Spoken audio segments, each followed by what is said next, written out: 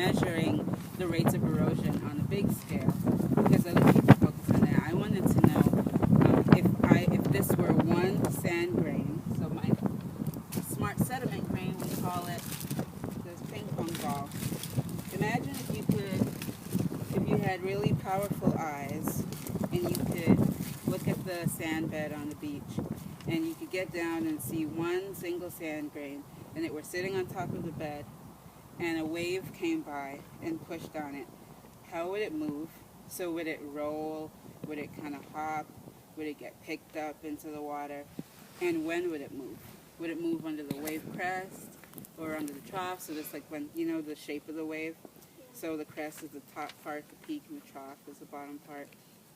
So to better understand when it moved, so that's why we had these accelerometers, they're called. You guys know what accelerometers do? Now, what does it sound like? Yeah, so this related to acceleration. So accelerometers measure acceleration. So it will tell me if it'll be just a flat line if it's not moving. And once it starts moving, then I can see in the record that there's a spike in it. So I record the data and then analyze it afterwards. And I can see when that spike occurred. Will tell me when this smart sediment grain moved. And I can look at the water or the fluid characteristics at that exact time to see which forces were dominant. So that's what my research focused on. And the reason we care so much about these small-scale processes at the sand grain is because they have impacts for large-scale phenomena. So you see these large-scale examples of erosion, but it's right at the bed, just within the first few millimeters or a centimeter of the bed, that the sediment gets picked up, right? And so we have to better understand the scientific processes at the small scale so that we can then have a better idea of what's going on at the large scale, so all these trees falling over and homes on Plum Island getting destroyed. So we can help to prevent that stuff. What are the interesting things you've learned about coastal erosion? Okay. So for my particular area of research, we've learned that the shear stresses, so basically, do you guys know what shear stresses are? No? Okay. So if I were to push against this tree, let's say like this, right? Then that's shear. So imagine on the bed, or let's say my hand is a sediment bed and the water is flowing over it. Shear is the force that's pushing parallel to the bed, essentially, right? It's really the force per square unit area. So that's shear. So in 1936, this man named Shields did an experiment in steady flow, so it means a tank that just has, like a river stream, just has one direction of the water flow. He did an experiment and said, based on his results, that sediment or sand will move when the shear of the fluid rubbing against it exceeds a certain critical value. And for sand, that value turned out to be about 0.05. So a lot of people since then have assumed that this is true for waves as well. But what's different about waves than with a river, for instance? Yes? They don't always have waves, that's true. They're very steady. They are Waves steady. are always just moving. Right, that's true. They always move. And the one other major difference is that waves will send water in the opposite direction. So under the crest, the waves move, water moves in one direction, and under the trough, it moves in another direction. So waves will cause the water to reverse direction. And so because people have been assuming that it's the shear of the fluid against the sand that causes motion in the rivers, and so they assume it might be the same on the coast with the waves, some of their equations have been wrong. So sometimes it works, and other times it doesn't work. So they have these models that use this assumption, and what they found was that they couldn't predict the natural processes at the beach very well. So sometimes they did a good job of predicting it, and other times they didn't. And so a lot more research has gone into looking at the effects of the unique wave characteristics. So the flow changes direction with the period of, you have higher water at the crest than at the trough, right? So remember when you look at the wave, you see this big peak on one side and then a low on the other side. So the effect of this water height can induce pressure gradients. So basically, if you're under less water, then you have smaller pressure than if you're under a higher amount of water, right?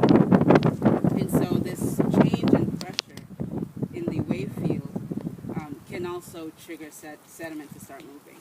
So that's one thing I discovered, was that this assumption that it's always shear is not always true in the wave environment. Sometimes it's the pressure difference that causes the sand to start moving. And a lot of times it's a combination of both mechanisms that cause the sand to start moving. How do you study, no, what do you like to do in your free time? That's a nice question, an easy question. When I do have free time, I like going to the movies. I like playing with my cat, hanging out with friends, arts and crafts, play the piano. What do your dog's name? Penny. My dog is named Penny. Really? What color is it? She's an English golden retriever.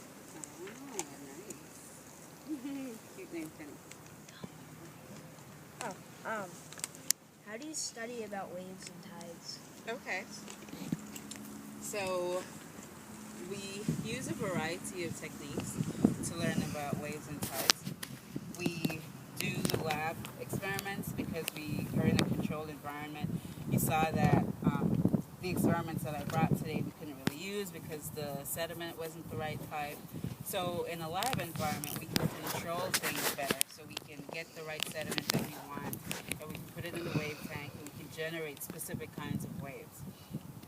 And so we use a lot of lab experiments, both small and sometimes really large. So the large wave flume I was in is over 100 meters, so it can generate really big waves. So we use lab experiments.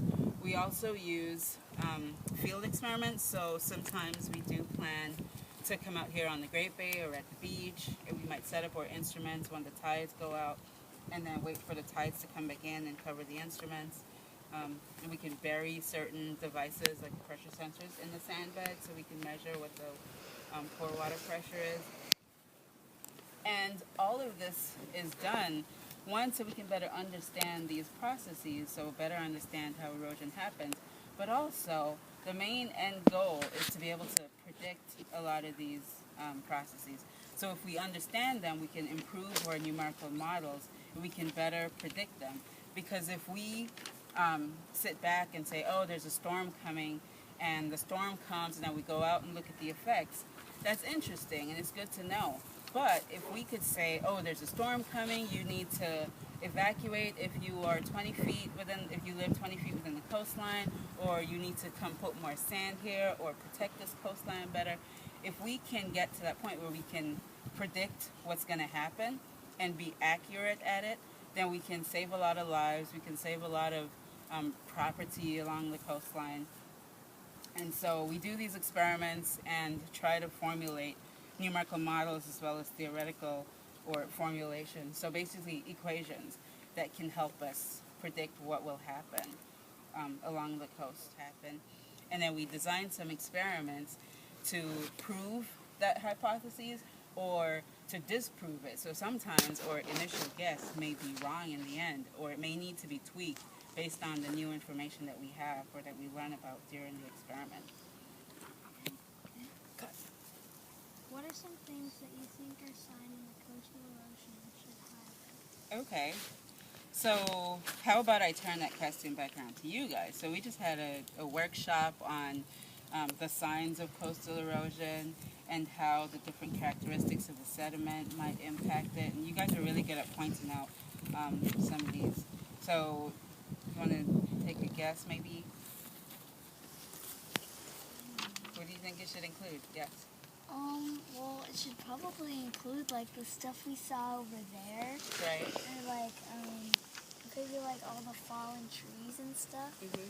Because where you, like, let's say you placed a house over here, where you, like, put something that you want, you probably want to make sure it's not, like, it's not going to get eroded. Right, that's true. Maybe we should include what causes erosion. Yeah, that would be a good idea. What causes erosion, especially in this area?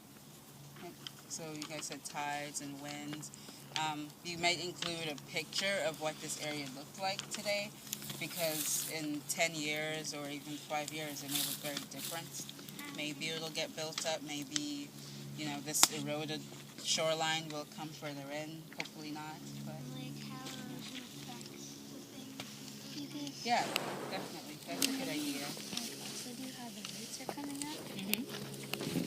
Right. Yeah, so you could maybe talk more with the trail erosion expert about how they could improve the trails in this area and encourage people to stay on the trail so they don't compact the sediment in other areas and cause more erosion problems. And they can mark a trail. Yeah. Like, because they kind of have wood chips back there that were marking the trail, but like. Right. Yep, that's a good idea. All great idea. Okay, Kevin.